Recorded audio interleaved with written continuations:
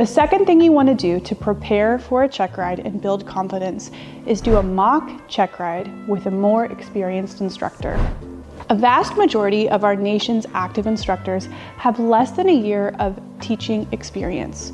They might not have a whole lot of endorsements that they've given to candidates for a practical exam. However, I can assure you that there are experienced instructors in your area.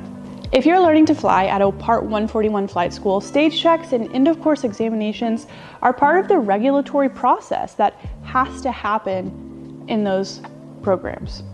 Under Part 61, you don't have to have a final stage check.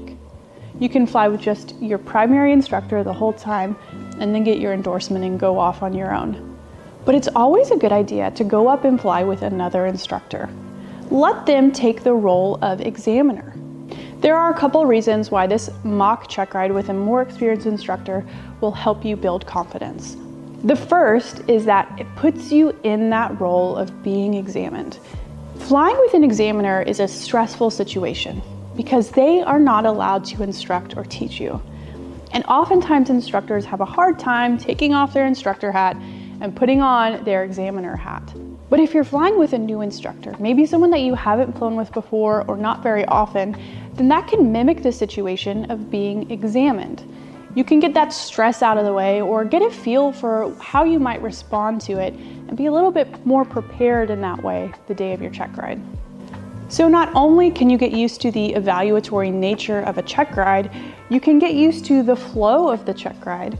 And then at the end, you can get a debrief. And this more experienced instructor or second instructor can identify the weak areas for you and give you the places you really want to pinpoint and target before you go up with the examiner. This more experienced instructor should take the time to go through all of your personal documents, your student certificate, your government issued photo ID, and your medical certificate. Now, make sure that this mock check ride includes an oral portion and a flight portion. If it's done well, it should take the better portion of a day.